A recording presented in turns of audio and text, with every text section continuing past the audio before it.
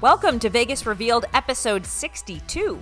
We are talking with a Las Vegas chef who's appearing on the new season of Top Chef.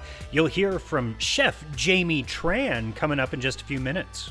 And in our exclusive Vegas Revealed Twitter poll, some surprising results to a question we asked about how do you feel when you see Las Vegas getting a little bit packed again?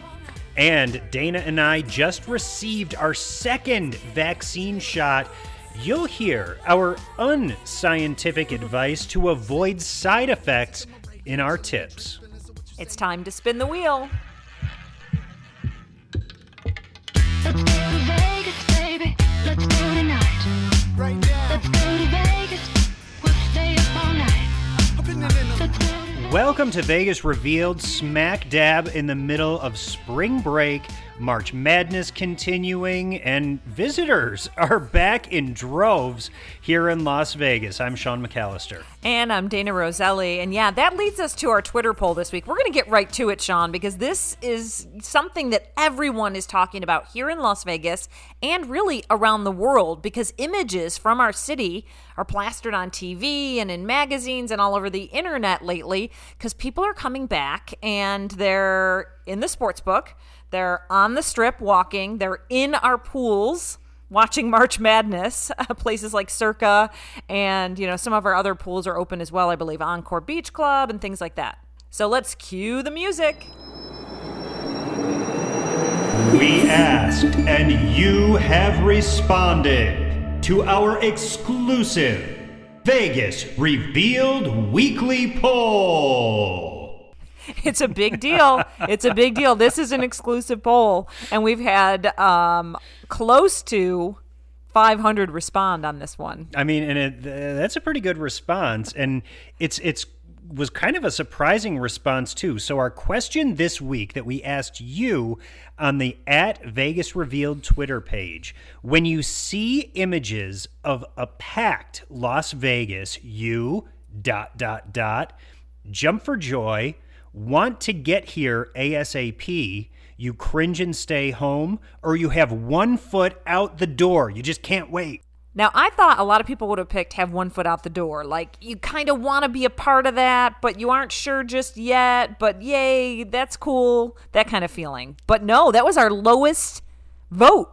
Yeah, I was surprised by that too, because I'm on the same page as you, Dana, that I thought 1 foot out the door, people would be kind of excited, but a little apprehensive. Only 7% of the people who responded to our exclusive Vegas Revealed poll said that they have 1 foot out the door. Yeah, really interesting. But our highest number comes from cringe and stay home. 49% of the voters say that's how they feel. And when we talk about the images, there's, like when we kicked off March Madness recently, Circa is one of our new hotel resorts, and they have a pool area called Stadium Swim where you can actually watch games outside. There were a lot of, videos and pictures going around, and it looked, pretty busy, and some people were like, hey, great. Others were like, ooh, a little too close for comfort. Yeah, as a matter of fact, there were reminders put out by the Nevada Gaming Control Board that said, hey, Vegas casinos, remember, we're at 50% capacity here, and that applies to your pool. Yes, it's so true. And a lot of our resort casinos are busy, and, reservations are back and all that good stuff. So yeah, when we talk about that, that's kind of what we're referring to. And, close to 50% of you say, you know what, that made you cringe and just want to stay home, which was interesting. But we did have a 25% respond that they jump for joy when they see that, and others, about 19%, wanting to get here ASAP. So yeah. It's, kind of spread out across the board there. Yeah, it is. I mean, there's a decent number. Wanting to get here and jumping for joy is almost tied with cringing and staying home. True. About, half of the respondents were excited. The other half probably not going to be here anytime soon. But, right. I think this also applies to people who live here in Las Vegas who just aren't excited to get down to the Strip just yet, especially with the spring break traffic and the March Madness traffic. And, we just had NASCAR here in Las Vegas at the beginning of March as well. So there are a lot of visitors coming in from out of state, and the way that states have been handling the reopenings, I mean, is just across the board. There's places like Texas that say, we're just, lifting all restrictions.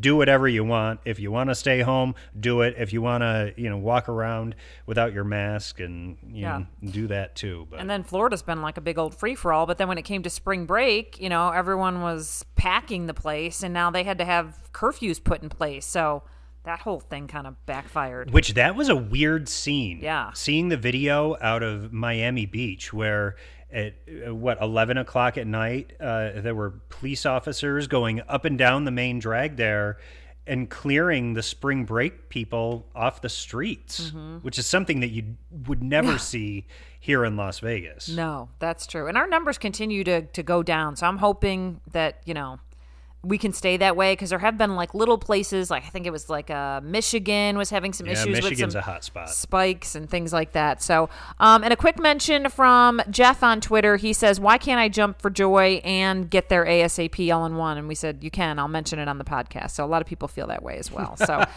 we're trying to keep it safe, and we've got everyone monitoring. All the hotel, casinos. We still have to wear masks, so you can't be on property unless you have a mask, or unless you have a mask on, I should say.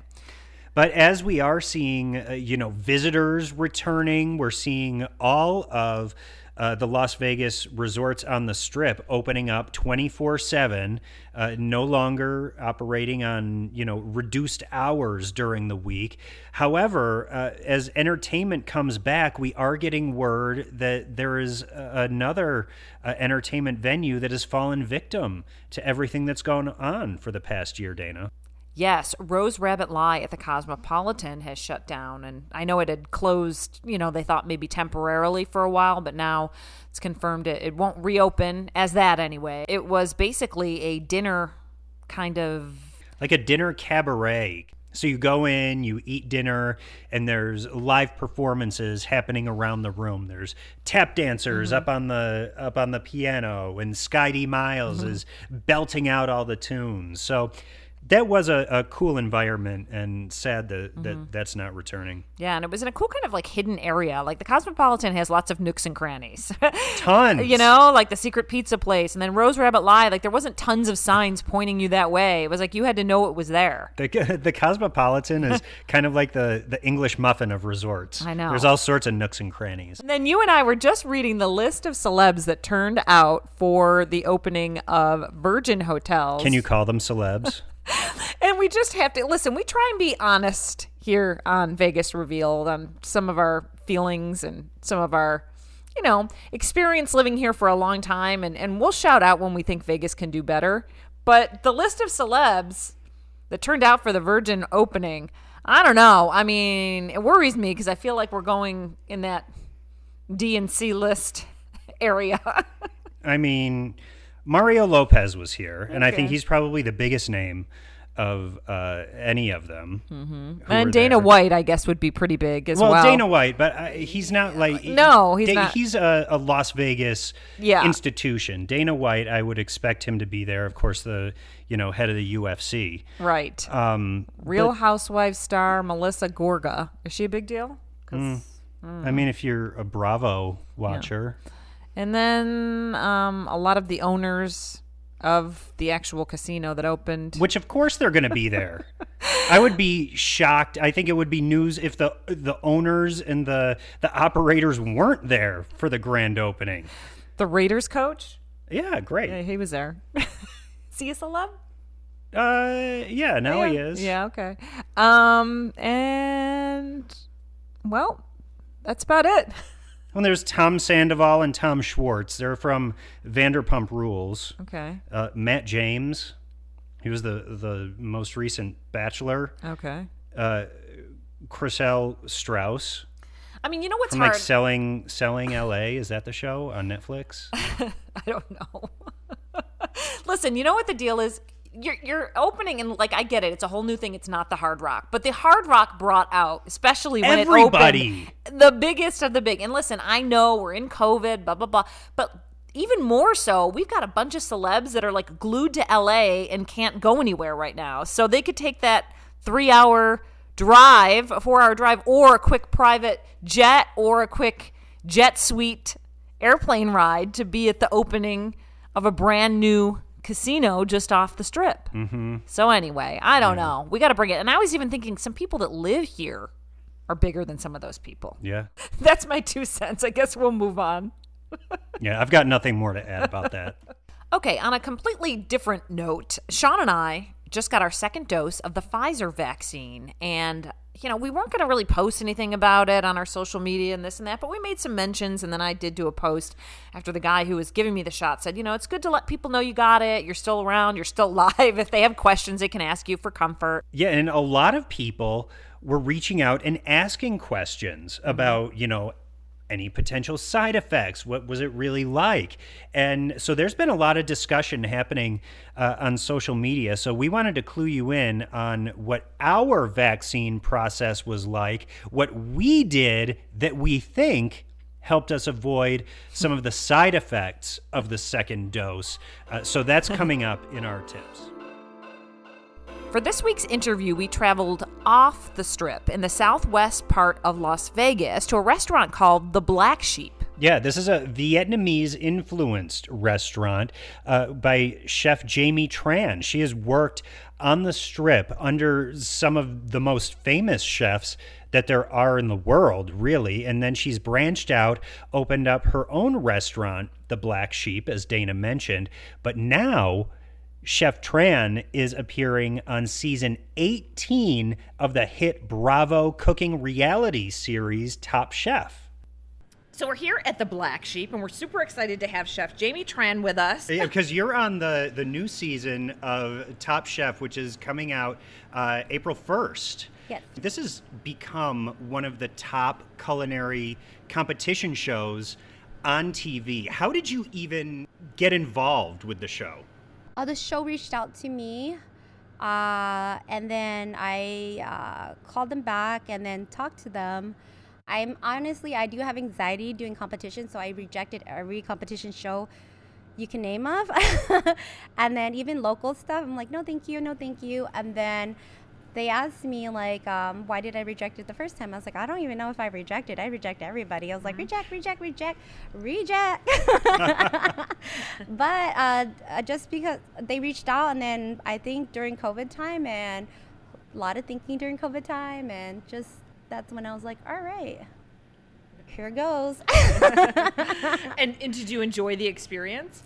The experience, yes. I met a lot of cool people behind the scenes, even my castmates. Like, everybody bonded. It was like one of the close-knit kind of experience.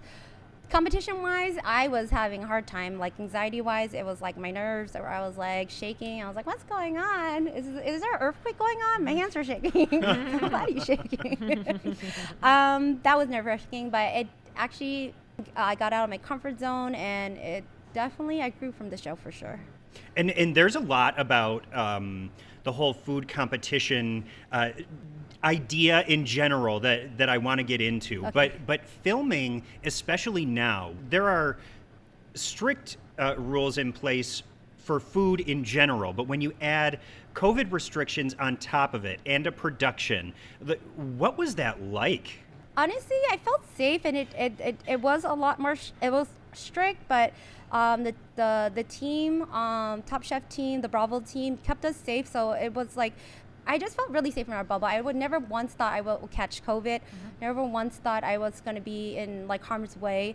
They kept it super, super safe for us, and I actually felt protected for sure. Yeah, all these bubble shows have really worked, and it's provided, thank goodness, entertainment for everyone now that we're getting back to somewhat normal, that we have actually new content on TV. And I also love that you're a female chef. Luckily, I do know a handful probably of female chefs here in town in Las Vegas, but we love, that our female chefs are getting more attention. Is that part of also why you maybe went on? The main reason I love the fact that I do want to represent the Vegas culture in general off strip, and as being a female chef in Vegas, it shows that it's possible to be a female in this industry and make your own become an entrepreneur, open your own business, build your own culture, create your own mission, and create the people and the team you want.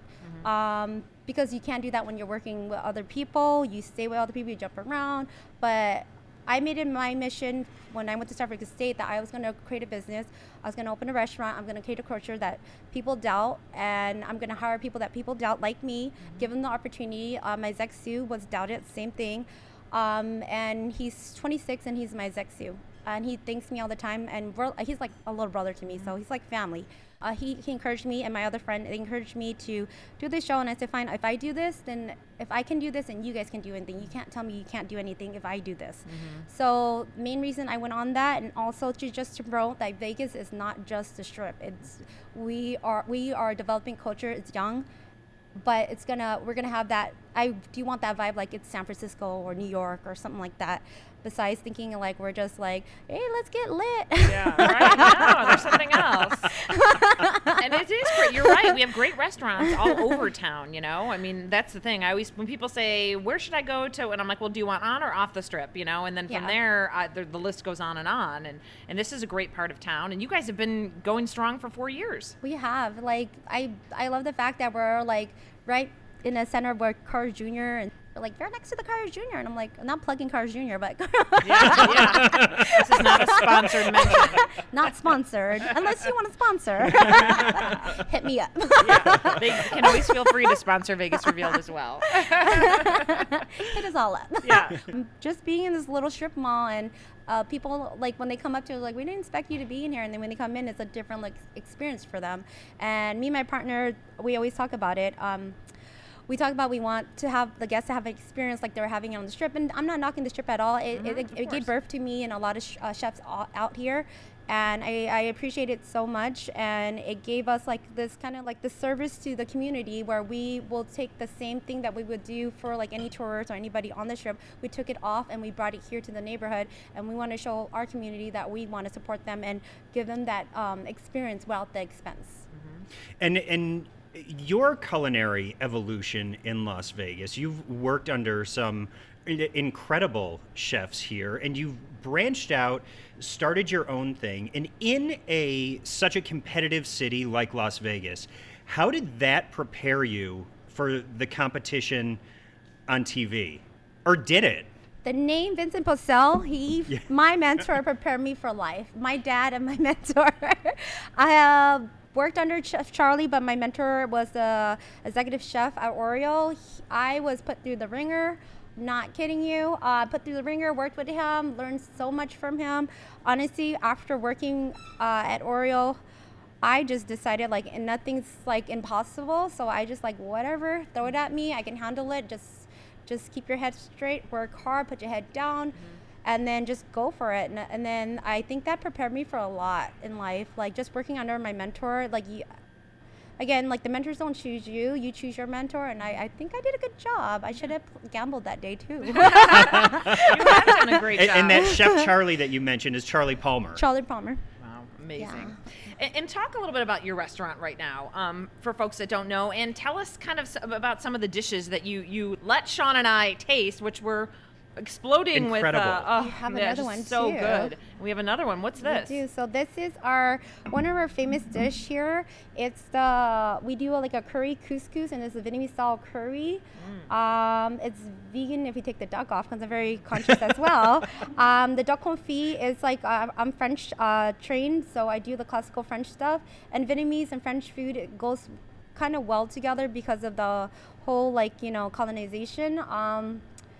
We have a lot of French influences in our dishes growing up, so I picked up French food pretty fast. But this is our duck confit. I do a lemongrass. I do a short cure because I don't like it too salty. I do a lemongrass cure and different spices, and then we pull it out, and then we confit it, pan sear it, and then we do a little bit of Chinese broccoli just to balance off the plum, the sweetness from the plum, and the curry. We put coconut milk, and there you go. I just play on like texture, sweet, like it's very Southeast Asian Vietnamese, where you play on spices. A lot of Asian things like spices, heat, sweetness. It's just all that the umami impact for me. The other dish you tried is a classic Vietnamese turmeric crepe.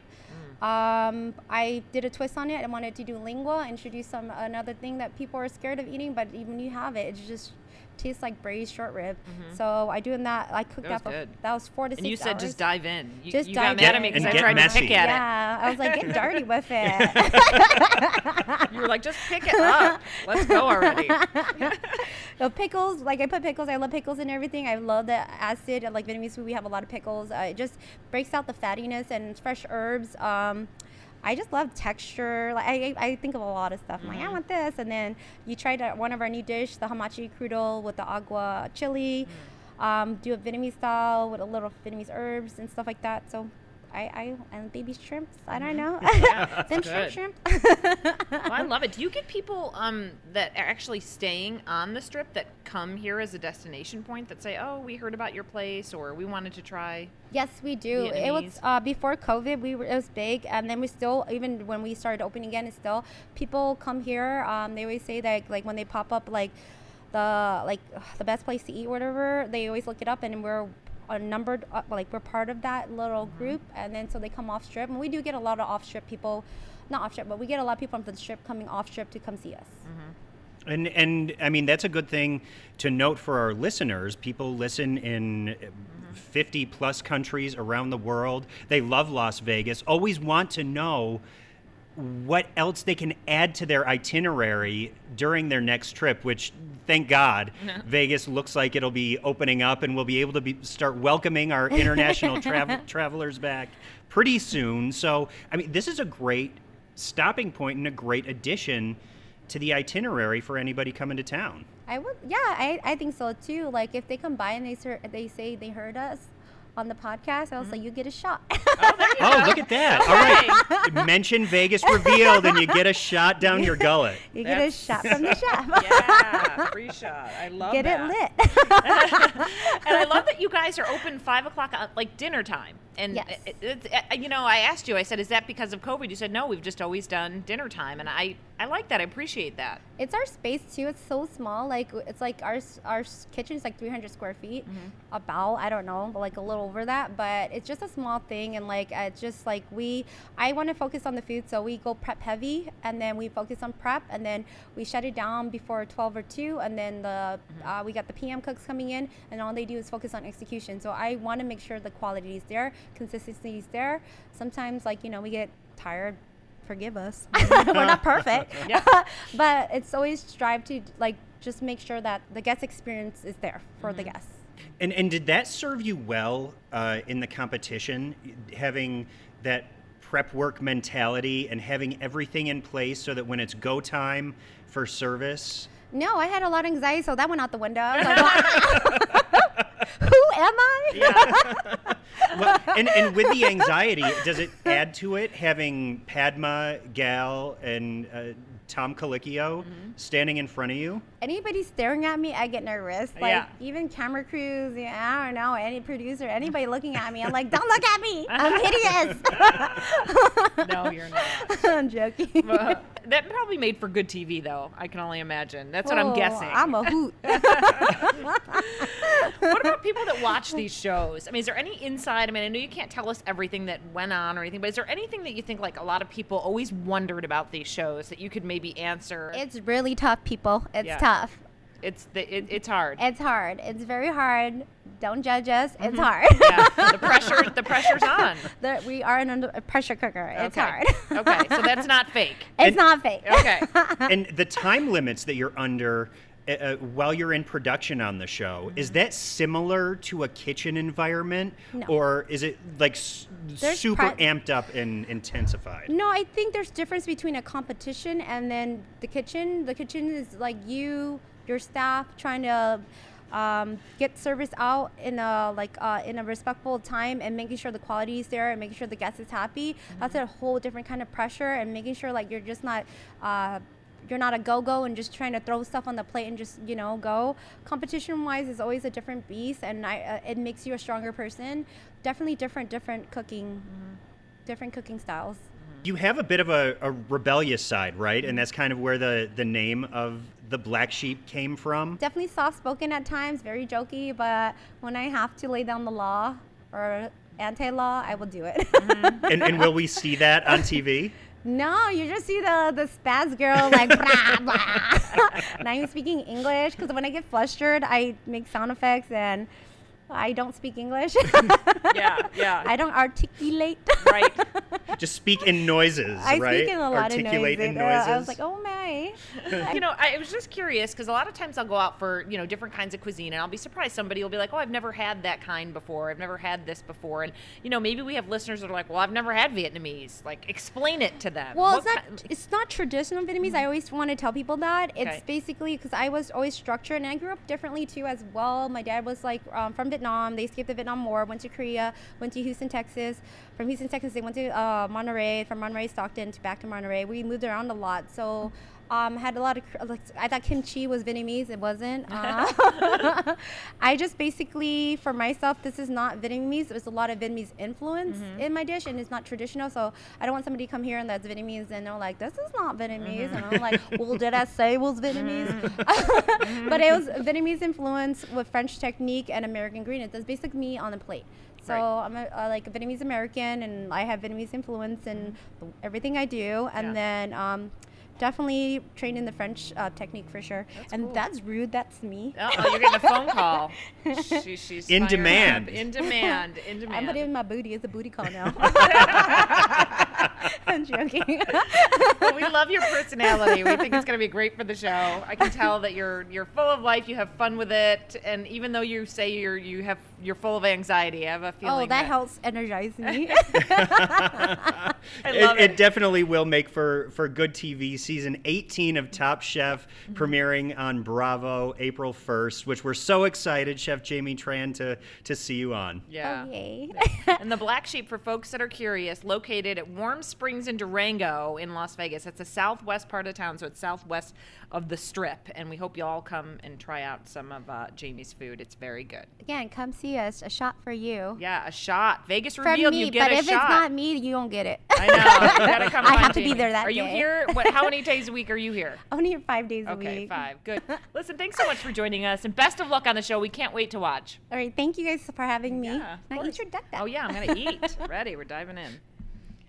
How delicious was the food that Chef Tran served to us? Really delicious. And what I liked even better is that she told us to just dive in with our hands. I know, and get messy. She doesn't care.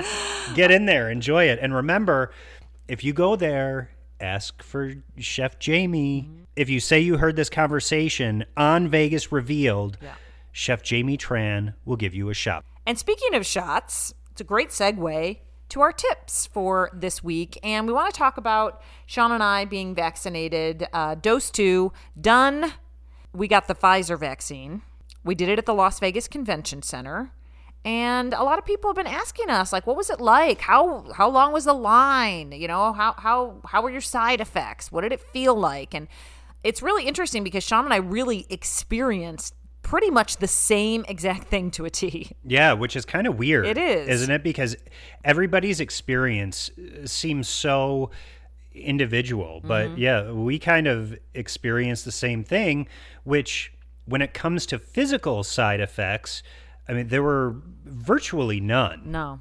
We were very lucky. I was a little nervous about the second dose because everyone said, oh, you get like fever and chills and all this stuff. But like, I didn't do too much research because I was like, I'm just whatever's going to happen is going to happen. And it doesn't last long. Everyone says up to like 36 hours. So you and I both got the Pfizer vaccine. The first round, we had sore arms. That was Yep. about it. And then the second round, we had sore arms. Yep.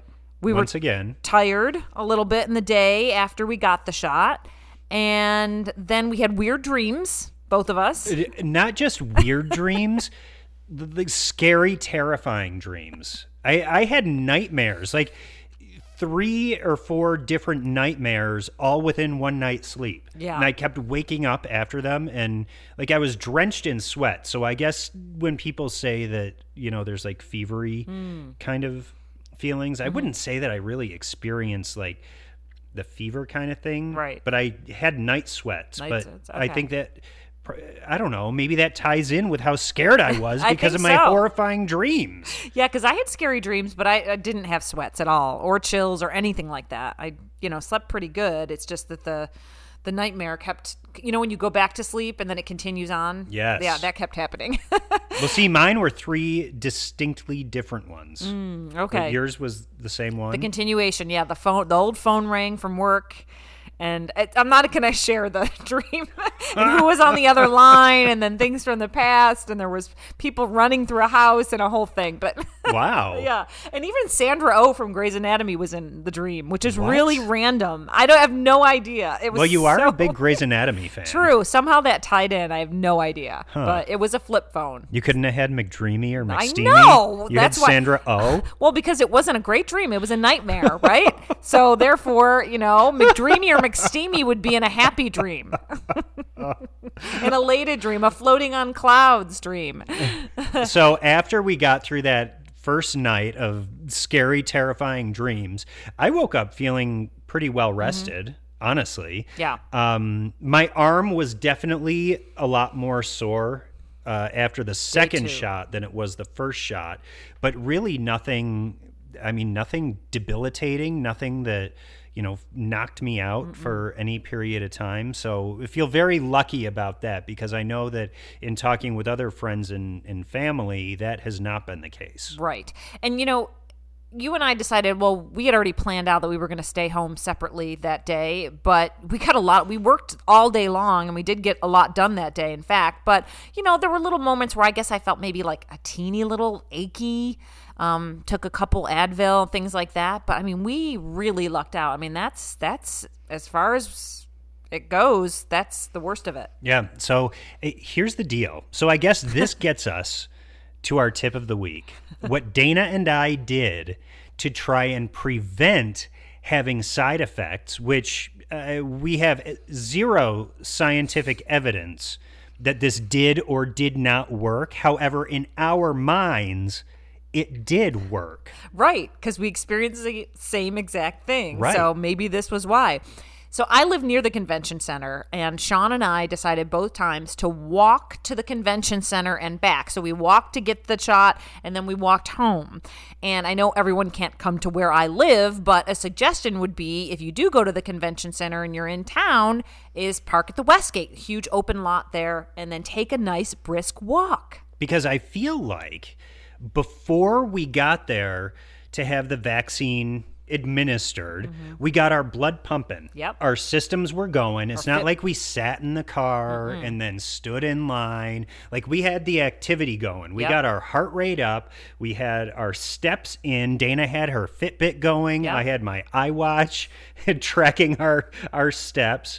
And so I feel like when we got ourselves going, like, that blood pumping helped to diffuse the vaccine through our bodies quicker. Possibly. And then after, we took a brisk walk back, which, it's like, okay, we just had this whole procedure, but now we're moving our arms, and we're like, I don't know, again, getting the blood moving and all that kind of thing. And we think possibly it could have helped. But here's the deal. We took a pit stop on the way home. The second time. The Yes. second time.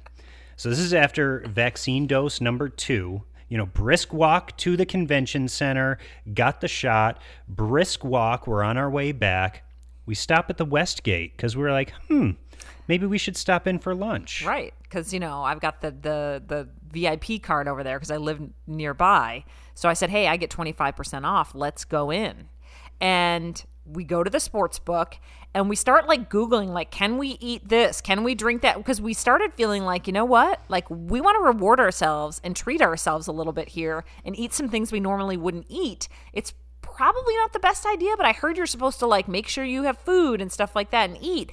So you and I... Well, and especially if we're going to be feeling like crap for the next 24 Right. hours, we want to go out with a really good meal. Yes. Now, I think maybe a spinach salad would have been better, but we decided to go Philly steak cheese, onion rings, nachos. And you got a salad. I got a salad, but it was full of stuff, an antipasta salad. There was salami and cheese and olives and the whole nine. And then we had ketchup packets going and guacamole on the side. It was a whole feast. I got a Diet Coke, and you got a beer. I did. I got a Corona, We Googled it. fittingly. Right. We said, can you drink alcohol? And he was just going to have one beer. But I was like, I don't know. But you know what? We felt fine. Yeah, it worked, I guess. Yeah.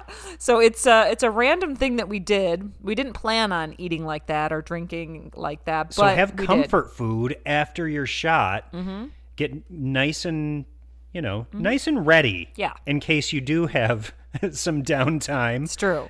And then if not, then you're fine to get up the next day and go for another brisk walk. There you go. And we did walk back again. So, and then after that, we drank plenty of water. I took a nap. You were sleeping in and out. And then, as we said, that night wasn't so bad. So that's our experience. I've had so many people ask about, I heard Johnson & Johnson this and, Moderna has more side effects. And I'm like, I really just think it's each individual person and how your body's going to handle it. I don't know if there's like a result that's like 100% yes, this one has more side effects. Well, my parents just got the second Moderna vaccine back in New York State. And what they did after they got their shot, they went out for a big Italian meal. They had like the spaghetti and meatballs and chicken parm. So I think they kind of followed our lead on that one. It could be. Yeah, it could be the big And they ended up greasy being fine. meal. Yeah. after. And also people asking about the line. The line at the convention center moved much better the second time we were there. And when talking with some of the staff there, they said, listen, Clark County has been on this. They're coming up with a great system. Now we're moving crowds through faster, more efficiently. And so it's not so bad. We waited 1 hour, but the line moved and it was long the entire time. It was really long. Although every single time we go, every single time, both times, the first shot and the second shot, we get there for our appointment. We get through the line. And as soon as it's our time to go in and actually get the shot, like the line ends.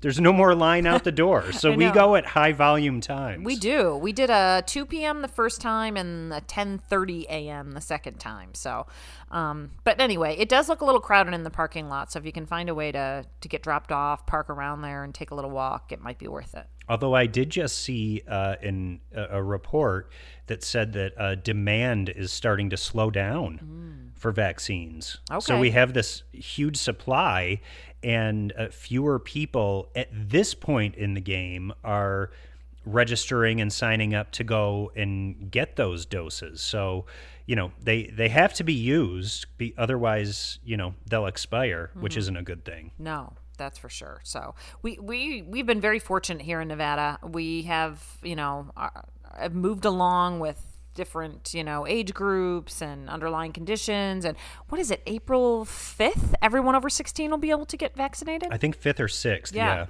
So that's really good. I think that will help for everyone who wants to get one.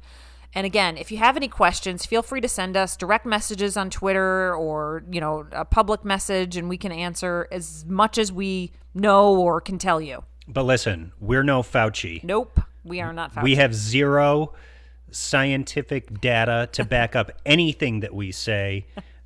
We only talk from personal experience. Right. Now, don't go running around telling everyone you should eat nachos. Just say, it worked for Dana and Sean. Because listen, we don't want to be liable if a chip gets lodged in someone's throat or for extra pounds that go on. No. Disclaimer, we are not responsible for our advice. Oh, man. Yes. Disclaimer. That's always good.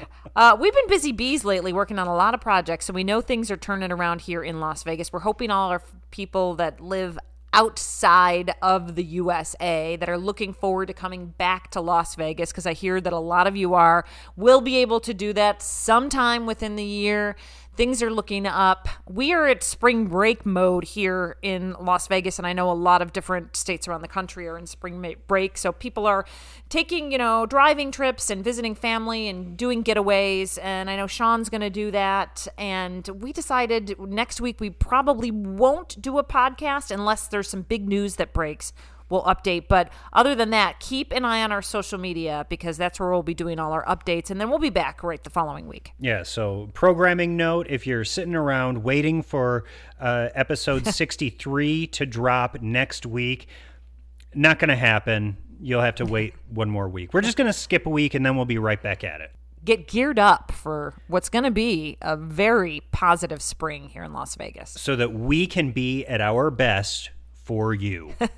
There you go. And now that we're vaccinated, we can run around town Oh, man. and feel confident with our mask on. Ripping the Band-Aid off, literally. And in our show notes, we do have a link if you'd like to support the show. You know, we do this on our free time, and time is, limited these days. But if you would like us to do more, we'd love to do that. So we do have a support link. It's a PayPal link if you're interested in showing some love. Any support is greatly appreciated. And we will be back here on Vegas Revealed for you in 2 weeks. Talk to you then. Have a great spring break, everyone. Bye. We got bills to pay, packing up a suitcase. Let's take a holiday. Hop into